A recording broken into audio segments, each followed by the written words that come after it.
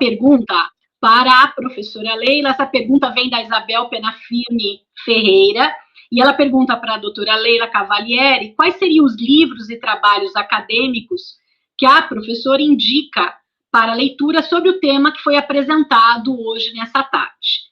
Na sequência também, nós temos duas perguntas da professora Leila, uma que vai dirigida à professora Maíra e outra que vai dirigida à professora Margarete. Então, eu passo a palavra à professora Leila para que formule as suas perguntas às outras painelistas e que, ao final, possa responder também sobre aí as indicações bibliográficas sobre o seu artigo. Está com a palavra, professora. Sobre bibliografia, a Maíra já mostrou aqui um livro que é uma bíblia sobre adoção internacional, do professor Gustavo, e especificamente a respeito da questão da adoção de crianças refugiadas, eu acho que os sites, as páginas do Acnur, da Conferência da Haia, e com todas as suas publicações de relatórios, de comissões, de guias de boas práticas, eles são essenciais para qualquer pesquisa. Eu sempre costumo dizer para os alunos que site é muito bom, a internet é muito boa, mas você tem que ver se a fonte é confiável, né? Então, por exemplo, lei. Mesmo que você não goste muito do sistema governamental atual, você tem que ir no site do Planalto. Lá, toda a legislação é confiável, claro que não substitui o que está publicado no Diário Oficial, eles fazem até essa ressalva, mas é realmente o local onde você encontra o texto de lei mais praticamente. Essa é uma parte. Quanto à pergunta que eu ia fazer, posso continuar? Ou paro aqui? Acho que sim, pode sim. Sim.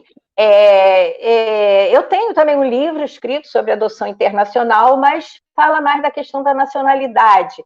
Não se dirige ainda a essa parte das crianças desacompanhadas, que isso me incomodou, me comoveu muito mais recentemente. O que eu ia perguntar, que tanto pode ser respondido pela professora Maíra quanto pela professora Margarete, é uma questão que me incomoda em relação à devolução da criança. Se por acaso o genitor que estiver devolvendo tiver algum tipo de restrição do ponto de vista criminal por entrar no país com a criança, como é que isso seria resolvido? A mãe ou o pai vão devolver, porque a justiça do país onde a criança está no momento exigiu isso, só que chegando nesse país a pessoa será presa imediatamente. Existe alguma previsão convencional ou mesmo legal a respeito dessa questão?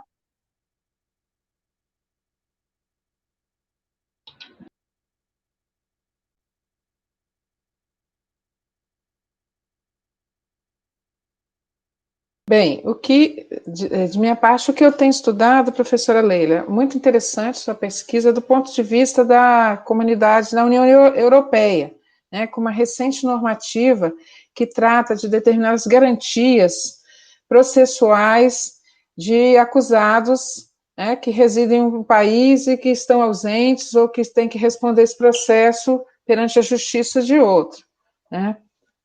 Eu não sei se a professora Mayra, né, quer complementar, professora.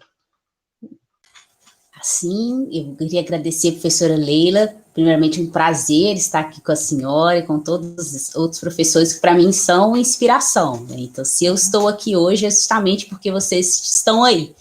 Eu queria agradecer essa oportunidade. E sobre a pergunta, que é uma pergunta muito pertinente, houve recentemente um caso com a Defensoria Pública da União, porque esses casos de subtração, eles envolvem muitas autoridades, a AGU, a Autoridade Central, Defensoria Pública da União, tem a Polícia Federal, o Ministério Público Federal, isso tudo na parte da Justiça Federal, e tem também a parte da Justiça Comum, né, quando chega a parte da Guarda.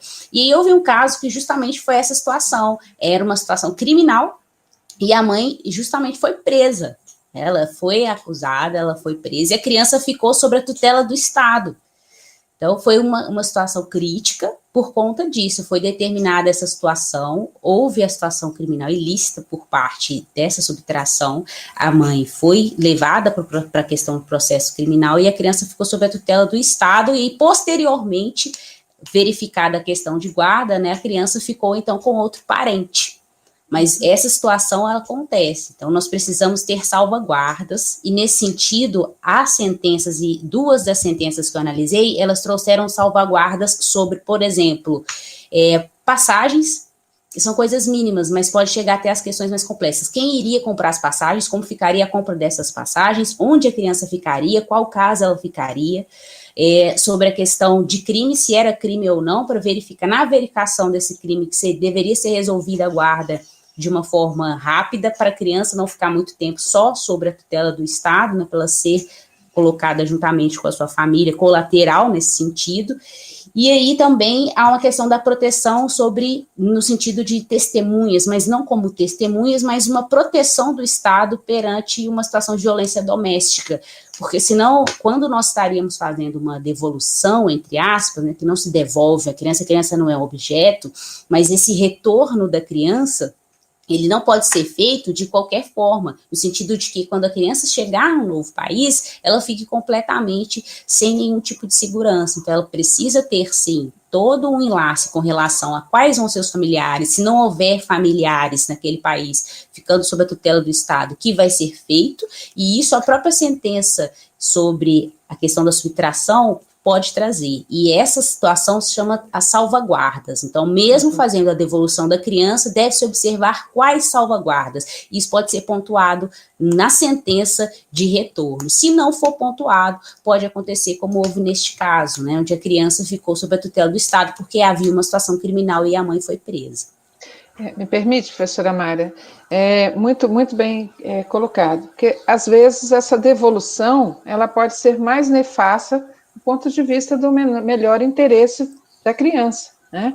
Também naquelas situações, e aí eu tento, complementando, na prática, nos casos concretos, essa presunção, né, ela pode até mesmo ser afastada por causar danos à criança e até mesmo por estar a família já comprometida em sua saúde moral e afetiva, né?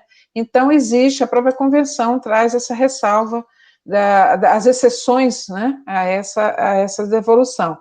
E também aí no caso de pais acusados, né, criminalmente, digamos. Realmente é um tema muito instigante, né, nos faz pensar sobre novas pesquisas. Agora, existe uma convenção, uma diretiva na União Europeia, salvo engano, de 2016, no tocante a essa situação de acusados, né, que respondem, tem que comparecer, e direito à defesa também do próprio acusado no âmbito internacional. Obrigada. Muito obrigada, perfeito. Acho que é isso. Alguém mais tem alguma dúvida? Professor Gustavo, alguma indagação?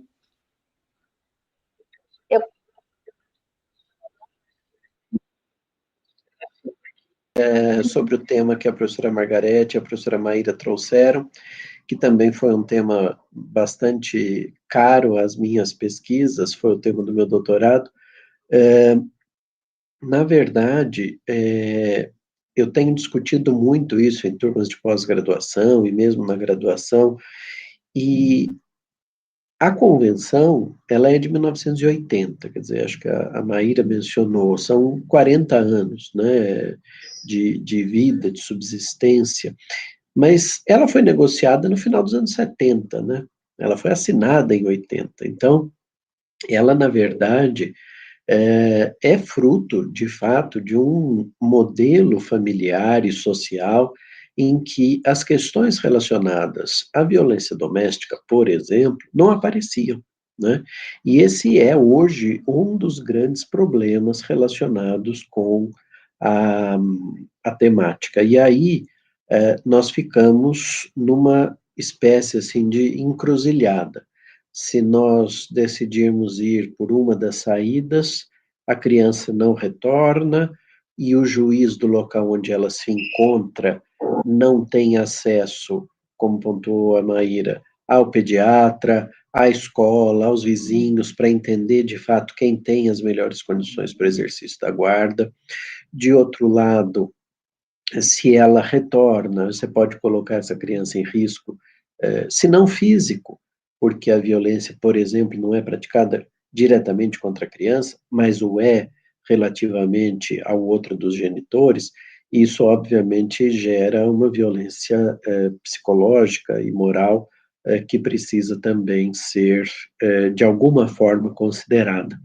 De modo que, me parece, a Conferência da Haia poderia começar a pensar numa revisitação da Convenção de 1980. Ela fez isso inúmeras vezes ao longo desses mais de 100 anos de atividade. Ela já teve pelo menos 3 gerações de convenções de alimentos, por exemplo, adoção também foram 2 ou 3, e outros temas em que ela atualiza a sua normativa.